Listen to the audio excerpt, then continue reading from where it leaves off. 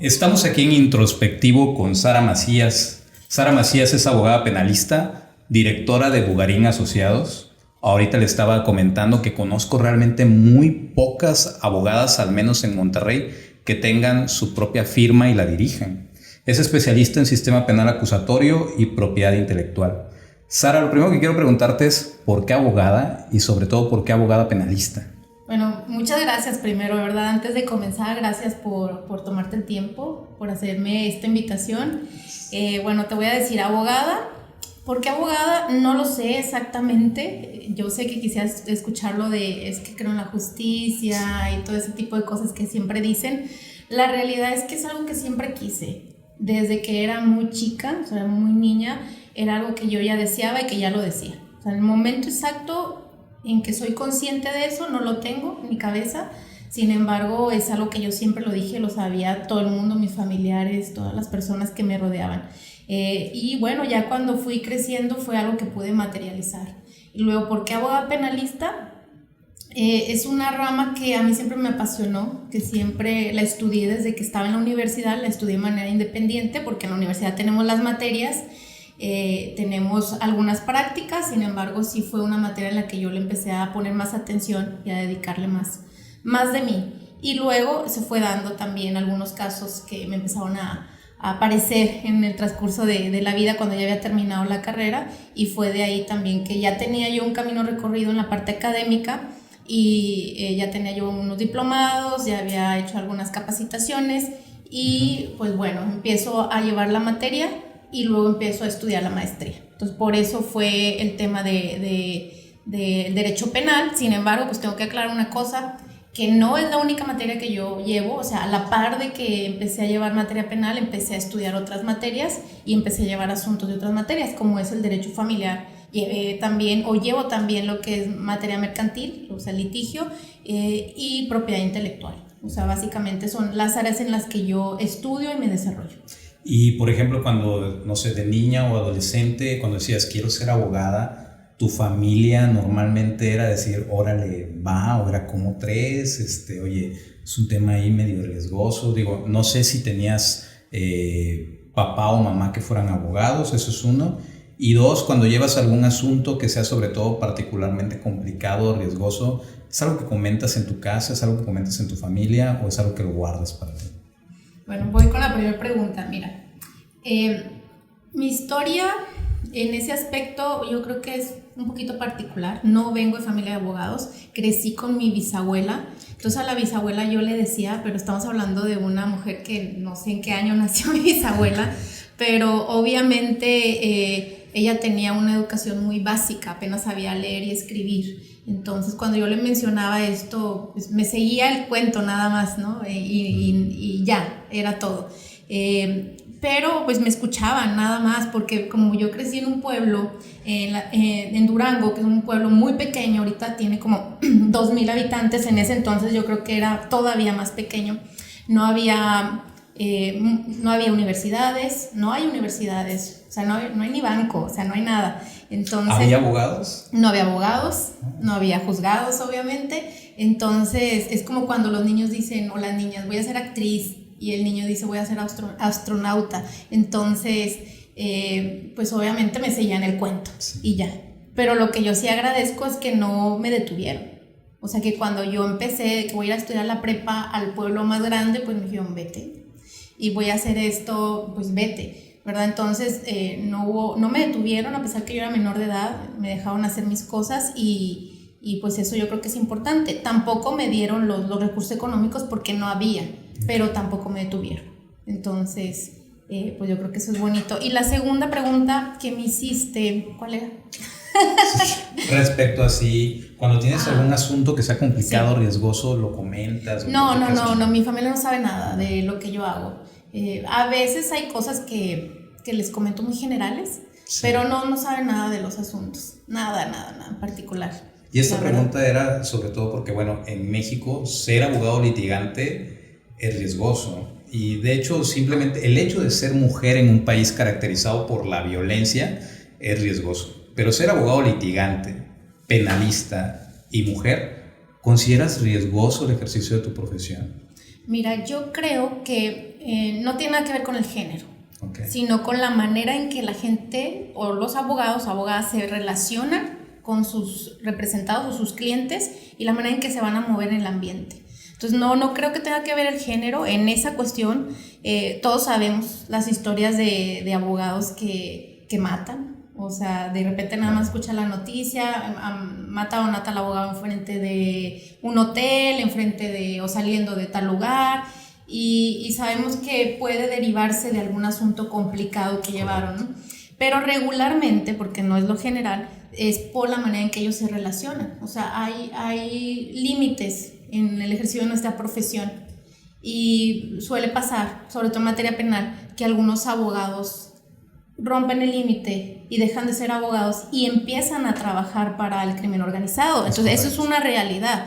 Y cuando empiezan a trabajar con el crimen organizado, puede pasar que algo no vaya a quedar bien durante el trayecto y pues obviamente empiezas a tener deuda, ¿no? Entonces, y eso puede ser que te lo cobren, y una de las maneras pues obviamente es la vida. Entonces no, yo creo que no, depende de, eso puede ser también con mujeres, o sea, recordamos el caso de Raquel. Por supuesto. Entonces es independiente el género, no hay un riesgo en esa parte. Hay que tener cuidado cómo nos relacionamos, con quién, los asuntos que vamos a tomar, si tenemos la estructura, o sea, como despacho, como personas para poder llevar el asunto, y la manera en que les vamos a explicar el asunto, lo que les vamos a prometer a las personas, lo que no podemos prometerle, para no comprometernos con cosas que son superiores a nosotros. Y bueno, pues yo creo que eso sería el tema importante. El hecho de ser mujer tiene otros temas y otras desventajas, pero no creo yo que derivado a la violencia. No encontré tú en eso. Sí, no en ese aspecto. ¿Y has encontrado alguna adrenalina o alguna emoción especial en el ejercicio de esta rama del derecho que escogiste? Mira, hay un tema que es una satisfacción cuando tienes una resolución o cuando te dan algo a favor, una autoridad, ¿verdad? ¿Esto por qué? Porque llevas un proceso antes, a veces de años. Es una lucha importante de estudio, de pruebas, de estrategia legal, y cuando obtienes eso a beneficio hay una satisfacción muy grande que obviamente genera este tipo de sustancia, o sea, de adrenalina, y es muy bonito, es como el placer del deber cumplido. Pero también hay otro tipo de emociones, ¿no? O sea, cuando en el trayecto a lo mejor no logras eso, pero sí logras cumplir otro tipo de cosas, de propósitos, y haces bien a mucha gente en el trayecto. Y hay una adrenalina también muy particular que es en las audiencias, obviamente las audiencias orales o las audiencias que conocemos en materia penal. Definitivamente también es un tema de una adrenalina que se proyecta, ¿verdad? Bastante. ¿Cuáles consideras tú que son, digamos, las características o las cualidades que hacen a un buen abogado penalista? Mira, deben de ser muchas seguramente, pero por mencionar algunas, la primera sería la preparación académica, que va englobado de todo lo que es su experiencia profesional, su actualizaciones en cursos, sus especialidades, todo este tipo de cosas que nos exige a los abogados estar estudiando todos los días, o sea, cursos, diplomados, certificaciones. Esto es importante. Una segunda, yo creo que característica sería el control o la inteligencia emocional.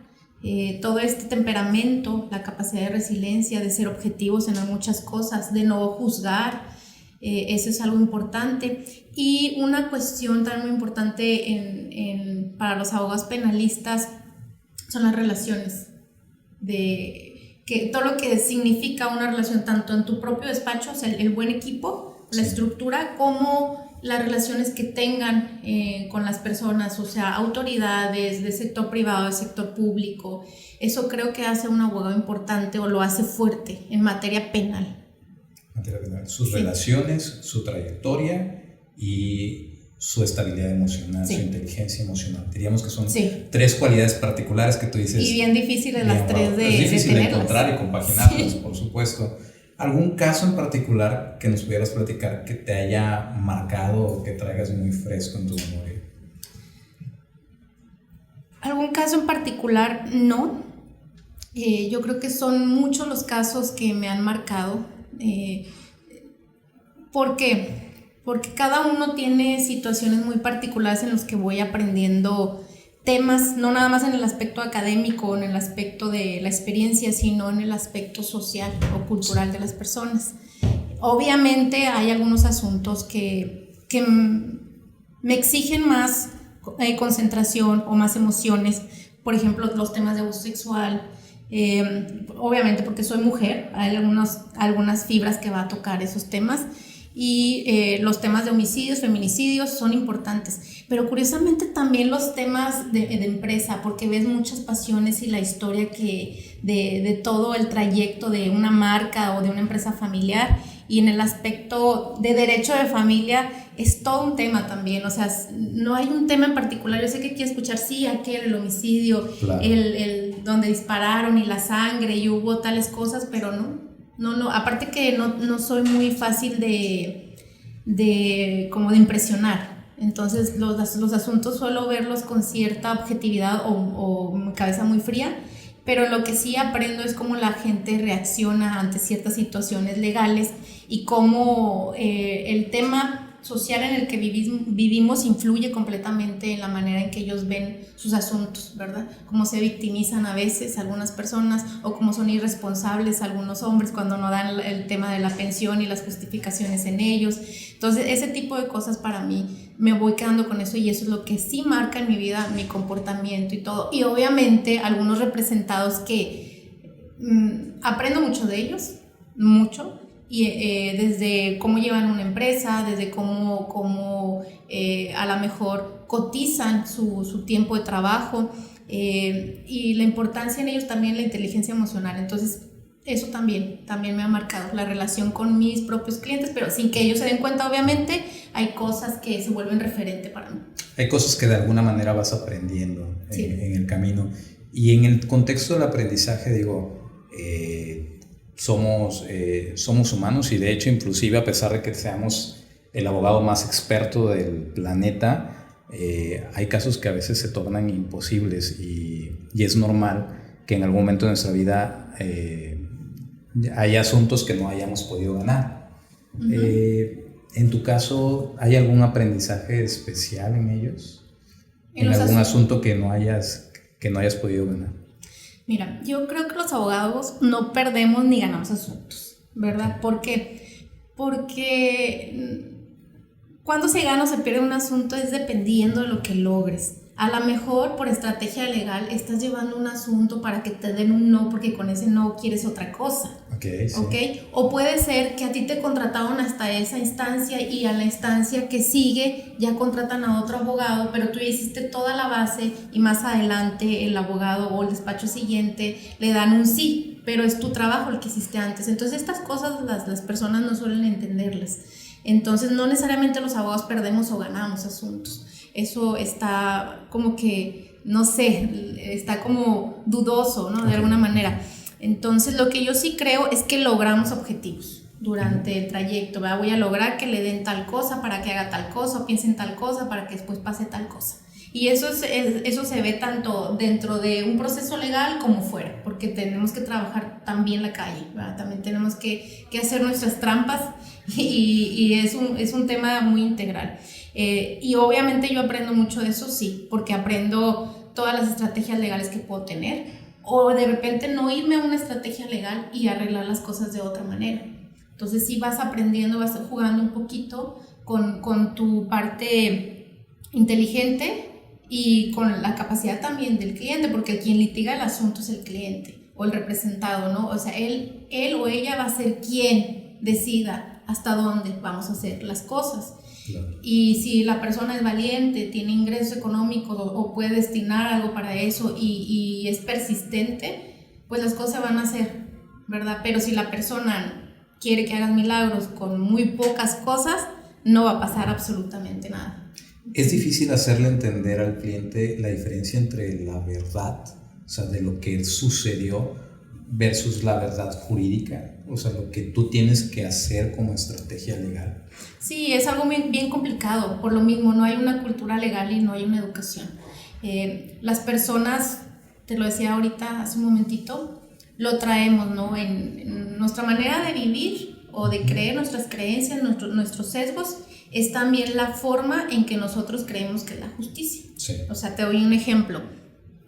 Una persona que está en un lugar en una fiesta, cita a otra persona y traía pleito con alguien de la fiesta y ese alguien de la fiesta le dispara, ¿no? Entonces, esta persona, o sea, dice, oye, pero yo nomás soy testigo. Bueno, es que la ley no lo establece así. O sea, hay partícipes, ¿verdad? Hay gente también que encubre delitos. Y eso es exactamente la misma pena que el disparo. Entonces, este tipo de cosas, o sea, tú lo pusiste en esa posición, tú lo pusiste ahí, tú lo citaste, tú sabías que había estas cosas, pues va a ser difícil que la gente lo entienda. Ahora, yo no soy mamá de nadie, ni soy maestra, ni soy jueza, entonces yo no intento hacer que la gente entienda esto. Yo lo que hago es representar sus intereses y tal cual me dicen las cosas, yo trabajo con eso y lo que hago es, o sea, obviamente tratar de que esa persona esté bien, que si es un asunto en el que está implicado, pues obtengamos una sentencia absolutoria, buscar la manera técnica y científica del derecho y las pruebas para que pueda salir a favor todo el tema. Pero obviamente también me doy cuenta que la gente no entiende, ¿verdad? O sea, cuando les dices, oye, ¿por qué no haces un contrato? No, pues porque es mi hermana, precisamente por eso, claro. Porque es tu hermana. Aparte, el contrato no es para ti y para tu hermana, el contrato es para los jueces, para que tú demuestres si te llegas a morir, si te desaparecen, que desaparecen mucha gente aquí en el país, o cualquier situación, tú tienes un contrato que va a avalar que hay derechos sobre algo, ¿verdad? Entonces, ese tipo de cosas es lo complejo. Sí. Ahorita que hablabas de que una de las cualidades particulares es la inteligencia emocional, ¿qué tan conveniente es involucrar las emociones personales al momento de llevar un asunto? Por ejemplo, ahorita que hablabas de que, bueno, hay asuntos que a lo mejor en general te pueden marcar, como es un abuso sexual o algún tema de este tipo, de esta naturaleza. ¿Qué tan conveniente es o no involucrar las emociones personales en un asunto? Mira, somos seres emocionales, ¿verdad? O sea, no nos vamos a separar nunca las emociones. Entonces tenemos estas emociones, por llamarlas de alguna manera, primarias. O sea, el miedo, la ansiedad, la alegría, o sea, la felicidad, los nervios, todo ese tipo de situaciones o sensaciones que no las puedes separar de quién eres, ¿verdad? El tema es qué vas a hacer con esas emociones más adelante. O sea, si yo tengo miedo en alguna situación, me voy a sentir amenazada y luego voy a reaccionar y luego voy a hacer otra cosa, o a lo mejor a mí me pasó algo como mujer, no sé, a lo mejor alguien me acosó y luego llevo un asunto y luego lo que quiero es vengarme y ese tipo de cosas, ¿no? Yo creo que si eres abogada o abogado o abogada, porque ya hay de no binarios, pues resulta que no puedes llevar ese tipo de cosas, o sea, ese tipo de sensaciones a la práctica. Yo creo que no pasa, o sea, si lo dejas a un lado. Lo que sí es que te digo, esta parte emocional, la primaria, pues la tienes todo el tiempo. Luego trabajas sobre esto, que es la inteligencia emocional, cómo administro todo eso que yo siento, ¿verdad? Porque es normal sentir miedo, porque es normal sentir ansiedad, pero si esa ansiedad me va a llevar a un ataque de pánico, si ese tema de no sé, de lo que yo estoy proyectando más adelante me va a llevar a un tema de venganza, un tema de depresión, pues eso son otras cuestiones, ¿verdad? Entonces no, el abogado no es juez de su causa, el abogado es abogado. Entonces, si vas a involucrar emociones, pues que sean emociones importantes, ¿no? Como la sed de salir adelante, la sed las ganas de salir adelante, ¿no? A lo mejor la necesidad que tenemos también los abogados de ganar un asunto, o sea, otro tipo de juego con las emociones. Fíjate que ahorita que hablabas sobre todo de temas que a lo mejor pudiera, no sé, a lo mejor pudieras involucrar emociones o pudieras involucrar alguna cuestión, no sé, a veces hay cuestiones que también de género mueven un poquito más. Actualmente hay un 40% de estudiantes mujeres de la carrera de Derecho en las aulas de nuestro país. Es un poquito difícil de imaginar para mí que hace 120 años solamente había una mujer titulada, Asunción Sandoval Zarco, y que hoy en día tenemos un 40% de mujeres que están estudiando la carrera, que están ejerciendo la carrera de algún modo, que inclusive tenemos una mujer presidenta de la Suprema Corte y tenemos 4 ministras. ¿Hay algún reto en particular que tú veas para las mujeres, sobre todo en el litigio penal? Porque a lo mejor aunque vemos toda esta ganancia o todo este incremento en el papel de la mujer en el mundo de la abogacía, yo realmente, para mí es raro en comparación a los hombres el ver abogadas penalistas. O sea, quizá todavía son una minoría. ¿Entonces tú que hay algún reto en particular para ustedes? Yo creo que hay mucho. Esa pregunta está bien compleja y necesita una respuesta compleja. Mira, yo creo que el tema muy particular en materia penal se debe a muchas situaciones o es multifactorial. Las mujeres desarrollamos nuestra carrera pero con muchos roles. Entonces tenemos el rol de la casa, tenemos el rol de la maternidad, tenemos otras situaciones también en el desarrollo del ejercicio de la profesión que no nos gusta. Por ejemplo, en materia penal hay mucho maltrato. O sea, tenemos que andar mucho en la calle, hay que visitar los centros de reinserción social, que son los penales o las cárceles, hay que esperar horas con los ministerios públicos, hay que batallamos para encontrar trabajo en materia penal. No es de que salimos de la carrera, me voy a dedicar a materia penal y voy a ir a presentar mi solicitud a miles de empresas o a muchos despachos y me van a decir, pásale, siéntate, te estamos esperando. Sí. La realidad es que no es así. Entonces, con esos desventajas, pues también se vuelven retos, ¿no? Hay que pensar también que necesitamos las mujeres, así como los hombres, que hay una nueva masculinidad, también las mujeres necesitamos una nueva manera de vernos. Porque si yo te digo que necesitamos ser mujeres en un mundo de hombres o en el litigio penal que es muy machista, pues va a ser muy difícil. Yo creo que tenemos que encontrar la manera que, siendo mujeres, buscar esas áreas de las que podamos desarrollarnos, ¿verdad? Entonces puede haber, o sea, hay, ¿verdad? Pero sí tienen que buscar a lo mejor, por ejemplo, se escucha mucho el concepto de penal corporativo, a lo mejor en alguna dependencia pública donde puedan desarrollarse de manera diferente, no sé, o sea, hay defensoría pública, también está el sector privado, pero necesitan probar y ver, ¿verdad? Entonces son retos importantes. ¿Qué consejo le darías a las mujeres que actualmente están estudiando la carrera de Derecho? En tu experiencia personal, ¿es preferible, por ejemplo, empezar a hacer prácticas o empezar a trabajar en algo relacionado antes de salir a la carrera, en cuarto, quinto semestre, sexto semestre? ¿O es mejor dedicarle todo el tiempo posible a la carrera nada más y empezar saliendo de la carrera? Bueno, el primer consejo es que tengan un proyecto de vida, ¿ok? Tienen que tener un proyecto de vida, y el proyecto de vida no es casarse y tener hijos. Les va a doler, pero eso no es un proyecto de vida. El proyecto de vida tiene que incluir tu desarrollo personal y tu propósito de vida, o sea, metas a corto plazo, mediano plazo y largo plazo. Puede que haya un esposo, puede que no, o una esposa, puede que no, puede que haya hijos, puede que no, pero esos son partes pequeñitas del proyecto de vida. Entonces, tener bien materializado en la cabeza cuál va a ser el proyecto de vida. Luego, ya tienes una línea que puede ir variando, ¿verdad? Porque no sabemos cómo se nos presente, pero en base a eso, empezar a construir el futuro desde ya.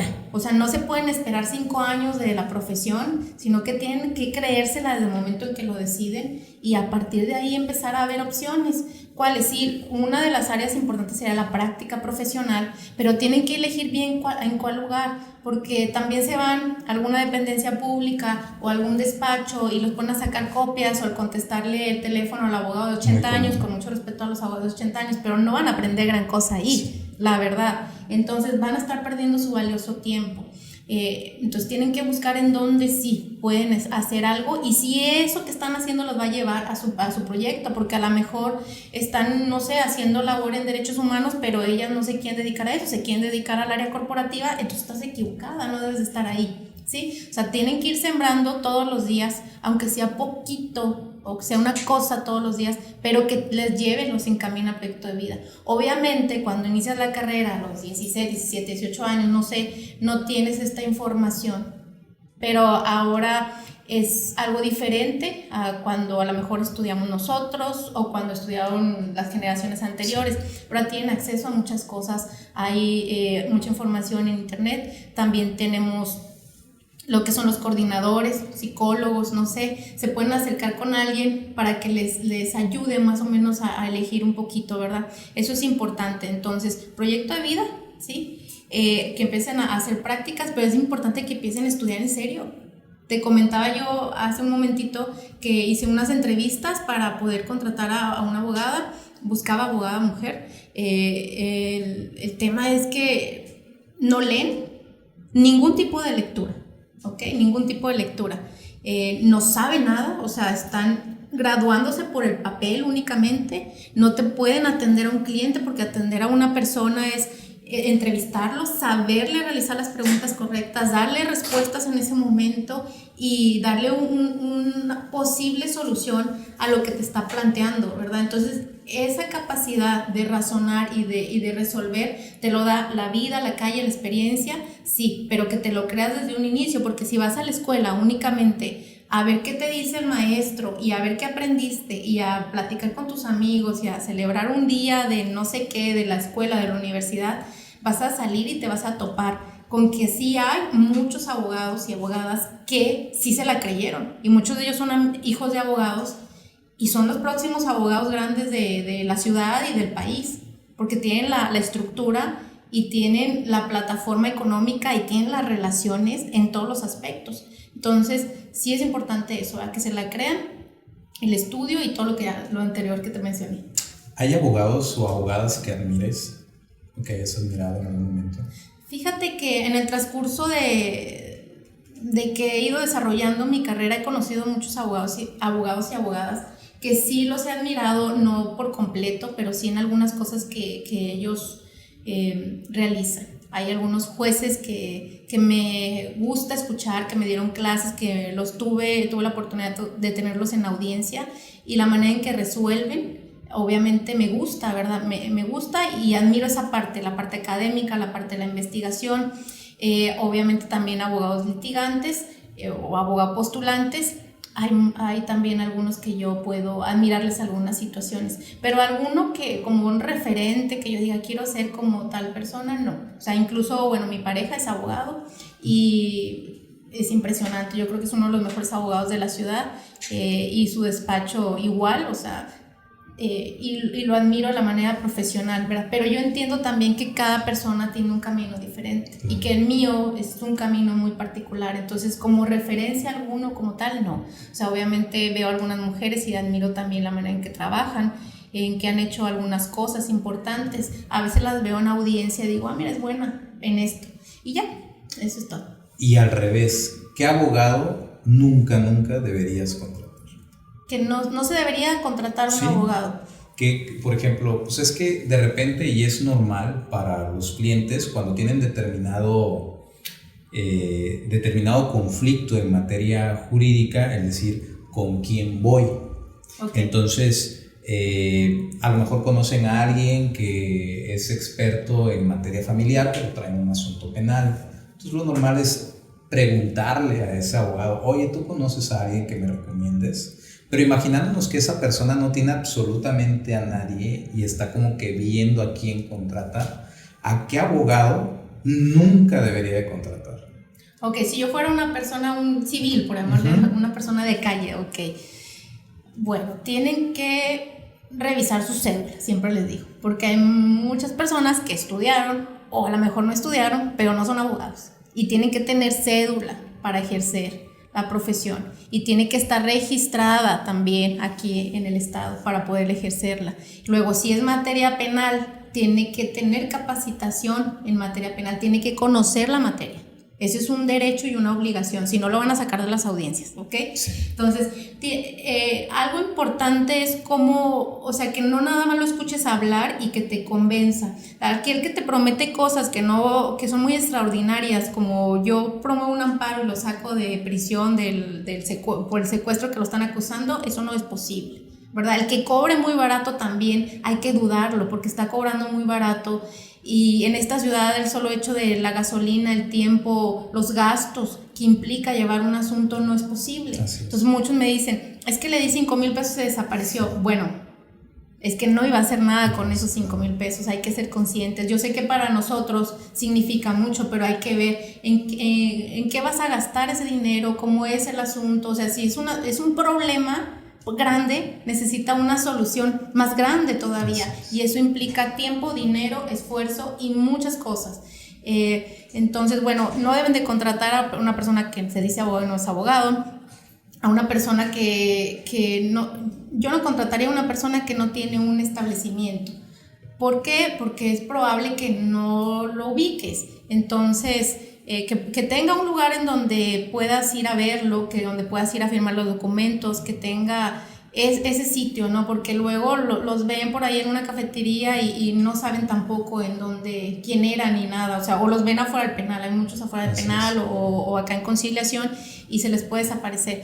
Pero, y preguntar recomendaciones, ahorita con las redes sociales también puedes meter el nombre del abogado y también te puede salir ahí un poquito de su experiencia, de qué hace en el día, no sé, ahí puedes ver qué tipo de abogado es y la forma en que habla, ¿verdad? Si hace algunos comentarios fuera del lugar, es mejor también no contratarlo, o sea, alguien que hace algún comentario misógino, machista, o que te responsabiliza por algunas situaciones, o sea, ¿qué estabas haciendo cuando pasó eso? ¿Por qué no cuidaste bien a tu hija? O sea, son comentarios que hay.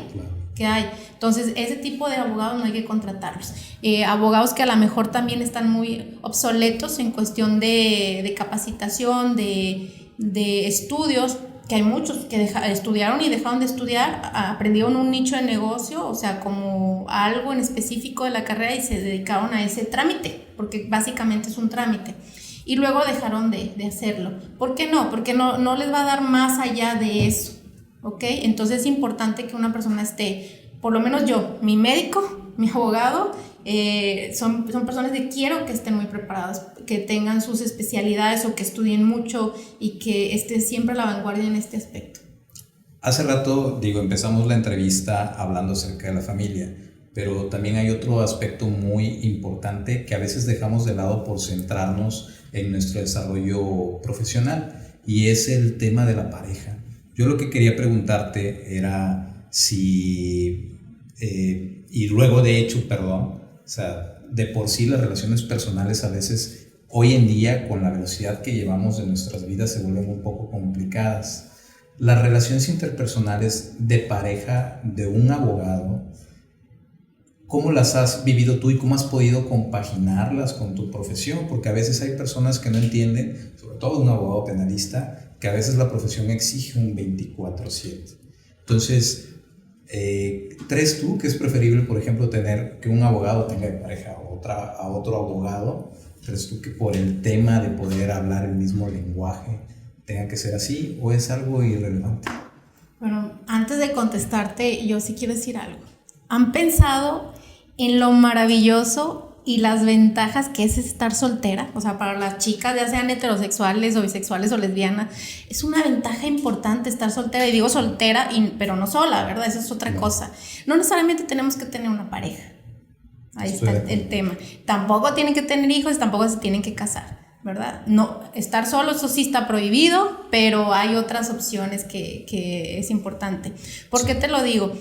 Porque a veces la pareja en esta profesión se vuelve como un tronco, o sea, en lugar de ayudarte a avanzar, vas a tener, lo tienes ahí y te complica la vida, ¿verdad? Hay que ser bien sinceros en ese aspecto. Es importante saber elegir bien con quién vas a pasar ese tiempo, quién va a ser la persona que va a estar ahí.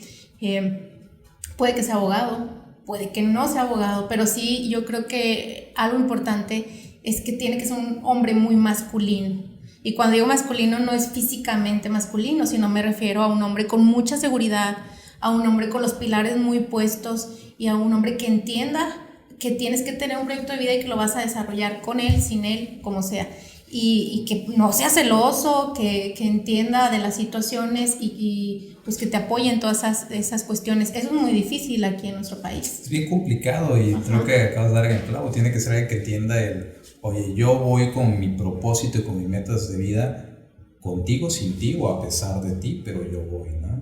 Sí, claro. Y en cuanto a lo que dices, que si la pareja es conveniente que sea abogado, yo conozco varias parejas, abogados y abogadas, o sea, y funcionan bien, por lo menos es lo que se ve, porque a veces con las parejas no sabemos, no se ve bien todo, pero a lo mejor no, a lo mejor tienen amantes y todo ese tipo de situaciones. Pero funciona bien, yo creo que sí se hace, como dices tú, un buen un lenguaje y un buen apoyo, si los dos quieren apoyarse en algunas cosas, ¿verdad? Porque Sí, también puede de ser. repente si se puede ver como una competencia entre tú, de repente quizá entre abogado y abogada, a lo mejor como tú estás mal o creo yo que lo pudiste haber hecho de X modo, o es más una cuestión de criterios y de inteligencia emocional entre las parejas. Sí, yo creo que puede haber ese roce, pero se olvida, ¿no? O sea, a lo mejor entras en, no, yo creo esto, yo pienso esto, hazle por acá, muévele por este lado, pero pues ya no puede ir mayor a que te enojes unos 15 minutos y se acabó, Que ya ¿no? se pasa, Yo ¿no? pienso, no lo sé. Y bueno, ahorita que hablábamos de metas, de propósitos, ¿qué viene para ti en el ejercicio de tu profesión? ¿Cómo te visualizas? Mira, yo de manera personal, pues seguir estudiando. Tengo en la mira algunas maestrías. Yo creo que voy a hacer como 3 en mi vida, las tengo más o menos planeadas. Y esa parte es muy primordial para mí. Ahorita estoy tomando un curso en contratos de propiedad intelectual. Terminándolo me voy a tomar otro curso en contratos mercantiles y me la paso estudiando. Entonces esa parte para mí es importante. Y como directora del despacho, consolidar más el despacho, ¿verdad? Necesitamos ser un despacho con más fuerza, con más colaboradores. Obviamente necesito trabajar en que mantener a los clientes que ya tenemos, generar más clientes, pero también más recursos para mis colaboradores, ¿no? O sea, yo quiero que ganen más y eso implica también mucho esfuerzo en mi parte, mucha dedicación, hacer muchas estrategias y bueno, ir creciendo, ¿verdad? Porque la otra opción no está bonita. El fracaso no es una opción. Hay que echarle ganas, sí, hay que echarle ganas. Entonces en esas cosas me voy a tardar y voy a batallarle un rato, yo sé, en todo ese trayecto. En un abogado es importante, es relevante el aspecto espiritual, es decir, que tenga o profese una fe, que crea en un Dios, y más aún, perdón, porque a lo mejor va compaginada la pregunta, ¿es relevante o no creerle al cliente? ¿Creerle al cliente? Bueno, es por la primera pregunta. No, yo no creo que sea relevante que un abogado crea o no crea en Dios, para nada, ¿verdad? La ética, la moral no tiene nada que ver con una creencia religiosa. Hay personas que no creen en un Dios y tienen una moral intachable, ¿verdad? Así es. Sin embargo, por lo menos los abogados que yo he conocido, magistrados, autoridades, juezas, abogados importantes, o por lo menos que les va, o que de alguna manera consideramos exitosos, sí creen en Dios y siempre se están, alguna manera están pidiéndole a Dios por algunas situaciones que pasen a su favor, ¿no? Entonces es importante la fe en una persona, sí, cualquier fe, a veces en uno mismo, a veces en otro tipo de cosas, pero ahí está, o sea, te digo, no es importante para la práctica, pero sin embargo, por lo menos los que yo logro conocer siempre creen en Dios. Y es importante creerle al cliente. ¿Creerle al cliente? Y ahí va compaginada otra pregunta. ¿Es fácil mentirle a un abogado? Ah, ok. Porque se vuelven expertos en lenguaje no verbal. Ok, a ver. ¿Es importante creerle al cliente? No, para nada, o sea, no tienes... Es que por lo menos yo nunca pienso en eso. Nunca pienso en, oye, es verdad lo que me está diciendo. No, yo pienso en los hechos, en las pruebas más que nada y en el trabajo legal que tengo que hacer para yo garantizarle lo que la persona necesita, independientemente de cualquier situación. No les pregunto nunca cuestiones como lo que te decía ahorita, hace un momento, no les pregunto cuestiones directas como tú lo hiciste o por qué estabas ahí o qué estabas pensando. No son para nada, son temas míos relevantes. No soy psicóloga, no soy terapeuta, no soy mamá de nadie, no soy religiosa como para yo de alguna manera evaluar su comportamiento. No me interesa. ¿Existe el crimen perfecto? Me faltó una pregunta a responder. Perdón. Me preguntaste una anterior, ¿qué era la de? Te comentaba esto, que si era relevante creer en el cliente o no, sobre todo... Lo que si podemos mentir a un abogado. Sí, es muy fácil, sí, porque a veces se vuelven o nos volvemos, digamos, con algo de conocimiento en lenguaje no verbal. Uh-huh. Entonces te preguntaba eso. No es fácil. Cuando empiezas a hablar con las personas, cualquier situación y te dicen, no sé, o es que pasó así, tú sabes lo que hay detrás, ¿verdad? O lo intuyes y dices, a ver, aquí pasa algo, me está escondiendo algo. Muchas veces, hay que ser bien sinceros, no te pueden decir, porque son muchas implicaciones, son situaciones tan complicadas que ellos te van a decir a medida de sus posibilidades, porque a lo mejor están implicados otras personas como sus esposos, como sus hijos, como amigos o como otro tipo de red en los que no pueden expresarte todo lo que está pasando. Pero es que vuelvo al mismo punto, no lo necesitamos. No lo necesitamos siempre y cuando en el aspecto de pruebas sí sean sinceros, porque luego nos pueden llegar con una sorpresa del otro lado, ¿verdad? Claro. Pero bueno, a lo que sí le tenemos que creer es al expediente o a la carpeta de investigación. A eso sí tenemos que creerle, porque lo que viene ahí es con lo que vamos a trabajar, ya sea de un lado o de otro, ¿verdad? Ya sea como una parte que va a acusar o una parte que va a defender, o en materia a la que tú quieras, mercantil, lo que sea, con lo que vas a jugar. Eso sí tenemos que creerle. ¿Existe el crimen perfecto? Cuando me dices crimen perfecto, ¿te refieres a? Es quizá una manera coloquial de llamarlo, quizá socialmente o en las películas o en estas cuestiones hollywoodenses, pero hay alguna manera pues de cometer un crimen y al final salirte con la tuya 100% sí, seguro. Muchísimo, la mayoría. Ahorita van a decir vamos a cometer delitos. Tenemos un problema de capacidad de prueba, ¿no? De todo lo que es la prueba. Entonces puede ser que exista un delito, que exista un responsable, que lo tenemos señalado, que lo tengamos de alguna manera implicado, relacionado.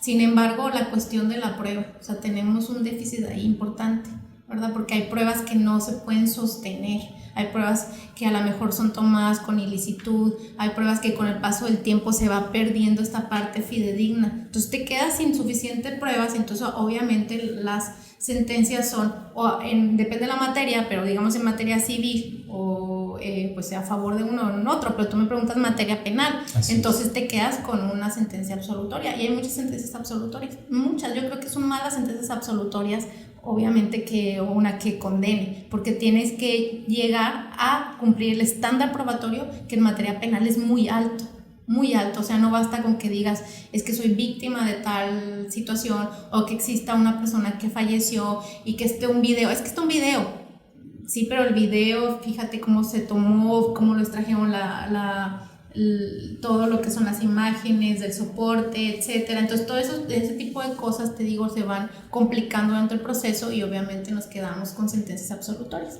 Hablando de cuestiones probatorias, un tema que ha cobrado relevancia últimamente son los medios digitales.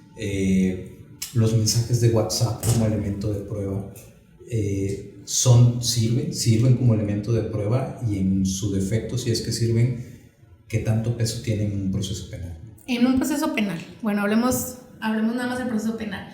Mira, los mensajes de WhatsApp en una primera fase de una investigación desformalizada, o sea, cuando todavía está con el Ministerio Público, son indicios, ¿verdad? O sea, son cositas que están por ahí, no son prueba todavía. Entonces, ¿son importantes? Sí. ¿Pueden llegar a constituir algo? Sí, siempre y cuando es que esos mensajes realmente comprueben un elemento del delito y se compaginen con otro tipo de pruebas, ¿ok? Ahora, el mensaje de WhatsApp por sí solo, no, o sea, necesita un proceso de extracción de comunicaciones, ¿ok? Que tiene un protocolo que seguir, que no es tan simple. Suponemos que tú y yo tenemos una comunicación, ¿ok? A lo mejor yo cometí algunos, no sé, amenazas, algo bien sencillo, a través de WhatsApp contigo. Tú tienes esa comunicación, tú como persona que participaste en la comunicación puedes aportar esa comunicación. Pero ¿qué pasa si no somos tú y yo? Que a ti te dijeron que otra persona y te mandaron un mensaje, entonces hay un tercero involucrado y no se puede aportar la comunicación, porque la comunicación entre particulares y entre todas las personas son privadas. Entonces necesitan un protocolo. Primero necesitan pedir un permiso, o sea, el Ministerio Público es la única autoridad que necesita pedir un permiso de extracción de comunicaciones privadas, y necesitan pedir un permiso primero al procurador, y luego del procurador que le dé el visto bueno, necesitan pedir un permiso al juez federal y que el juez federal le diga que sí. Obviamente ese permiso no es nada más así, tiene que justificar muchas cosas y preparar todo digamos, una solicitud para que se lo puedan dar. O sea, el tiempo, por qué, de qué se trata, qué es lo que se va a extraer, qué es lo que se busca, etcétera. Se lo dan y entonces ya le dijeron que sí. Cuando estamos hablando de comunicaciones donde no somos tú y yo, sino que está involucrado un tercero, o que queremos o la autoridad quiere o nosotros necesitamos durante el trayecto del proceso penal que se extraiga esa comunicación porque nos va a dar información importante, ¿verdad? Entonces se tiene que llevar a hacer una prueba pericial, ¿ok? Que generalmente es de carácter público, o sea, la realizan por parte de la Fiscalía, entonces hay un departamento de informática forense y hay especialistas. Los especialistas tienen que tener, tienen una carrera afín y luego una especialidad en telecomunicaciones y estar certificados para hacer la extracción. La extracción se hace con una metodología que tiene que ser la aprobada en ese momento, o sea, por las comunidades expertas, y esa metodología tiene que estar aprobada de manera internacional. O sea, hay Me suena que es cara esa prueba. En el sector privado sí, obviamente acá con el Ministerio Público, dependiendo de dónde lo vas a hacer, porque a lo mejor tú eres defensor, pues tú necesitas llevar tus propias pruebas, sí, ¿verdad? Entonces sí, porque tú ya extraes la comunicación y luego necesitas una interpretación. O sea, porque a ti como abogado te dan una información, sí, y esa información ¿para qué te sirve? Tú necesitas tener un perito también del lado ya sea de cualquiera de los dos, para que te explique y desarrolle todo eso. Entonces esa prueba se lleva a juicio por medio del perito. Llega a una audiencia de juicio, o sea, ese mensaje de WhatsApp va a tener todo este protocolo y toda esta extracción de comunicaciones, y luego se lleva a la audiencia a través del perito, y el perito se va a someter a interrogatorio, contrainterrogatorio, réplica y dúplica, para que pueda sostener la información que dijo. Ahora, es bien complicado, tanto si es tu testigo como es testigo el contrario, pero si es tu testigo, sacarle la información de manera que él lo entienda, un juez o un tribunal. Entonces tiene su complejidad. Ahora, eso es una manera de extraer una comunicación, hay otras maneras, ¿verdad? Porque a lo mejor muchos me dicen, a ver, es que yo aquí tengo todo en el WhatsApp. A lo mejor no es necesario, por eso tienes que tener un abogado muy capacitado para que te diga, o abogada, ¿verdad? Para que te diga si es por ahí, porque a lo mejor no es necesario, a lo mejor ocupas otro tipo de pruebas y esa nada más los va a encaserar en todo ese protocolo y no te va a dar el resultado que tú necesitas, ¿verdad? Para que se dé los elementos del delito. Entonces ahí hay que ver que también el Ministerio Público no lo va a hacer nada más porque se lo solicites, o sea, lo vas a poner a hacer un trabajo extraordinario y tienen demasiado trabajo, no lo va a hacer por todas las personas porque traigan mensajes de WhatsApp donde establezcan tal. A veces no es necesario, entonces optamos por hacer otro tipo de estrategias para poder obtener alguna información, aunque a veces sí es de todo relevante cuando necesitamos, o necesito saber si la línea telefónica está a su nombre, porque a través de esa línea telefónica se exportaron unas fotografías de tal persona desnuda, etcétera. Entonces, a través de ese número de WhatsApp, de línea telefónica, pues entonces también se hace todo ese protocolo que te estoy diciendo para pedirle a Telcel, a Movistar, no sé, que brinda la información de conservación de datos y diga tal cosas, ¿no?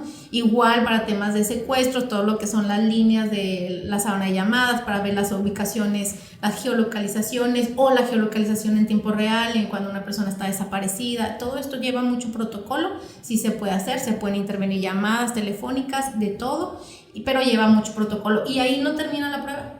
Porque a lo mejor obtienen también, por ejemplo, un audio, una extracción de comunicación, y hay que hacerle la prueba pericial de toma de voz. Hay que comparar la voz y todas esas pruebas pues ya están muy bonitas en papel, ¿verdad? Pero ¿qué pasa más adelante? Tú las tienes que llevar a la audiencia y luego en la audiencia hay que poder extraer esa información, y el contrario, o sea, los abogados contrarios tienen la oportunidad a través de sus contrainterrogatorios de hacer que el testigo perito que tú estás llevando se contradiga, mostrar algunas deficiencias de él, incluso exhibir su falta de capacitación, exhibir algunos detalles. Entonces esa prueba que se va a observar en juicio va a empezar a perder valor. Y luego una prueba por sí sola pues se relaciona con otras, las tienen que estudiar así. Entonces, volviendo a tu pregunta, sí es un indicio, pero no es suficiente porque lleva toda una estructura para que pueda tener un valor pleno observado en un juez durante una audiencia de un juicio para poder establecer una responsabilidad, una circunstancia de tiempo, modo, lugar, alguna relación con la situación legal que se está llevando o el juicio en concreto. Muchas gracias. He escuchado mucho el tema de que la justicia en nuestro país está reservada solamente para las clases altas. ¿Es caro obtener justicia en nuestro país? Los procesos legales son costosos, sí. Si eres víctima de un delito, pues esperamos las personas cuando somos víctimas que aparezca la justicia porque somos víctimas, ¿cierto?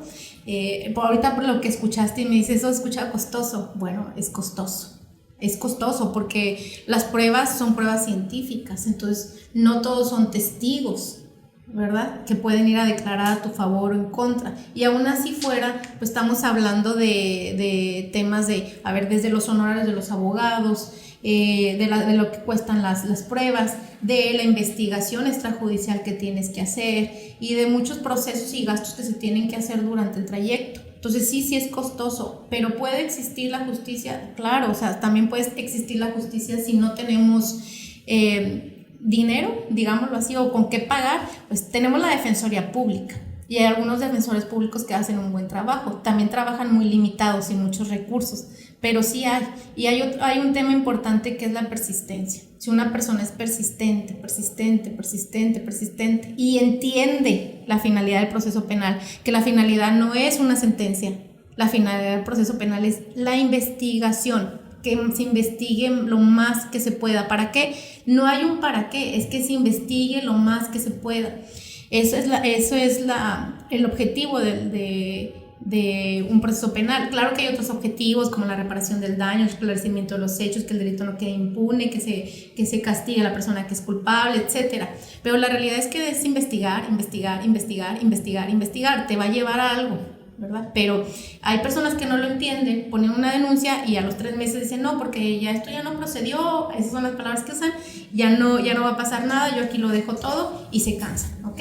Entonces los asuntos sí se pierden o se ganan por 2 motivos, y siempre se los digo: el que se canse primero va a perder y el que no tenga dinero va a perder. Eso es una realidad, aquí y en cualquier lugar, porque sí cuesta. Es cierto, completamente cierto. Sara, muchísimas gracias por este tiempo, ha sido enriquecedora la plática que tuvimos hoy. ¿Dónde te encuentran si alguien quiere una asesoría, una consulta o saber más de tus servicios? Bueno, en redes sociales. Yo creo que es la forma más fácil de que nos puedan localizar. Me van a encontrar con mi nombre, Sara Bugarín, en todas las redes sociales, así estamos. Y ahí vienen nuestros teléfonos, las ubicaciones de la oficina, todo, ¿verdad? Ahí. Muchas gracias. Perfecto, pues muchas gracias por escucharnos. Hasta luego.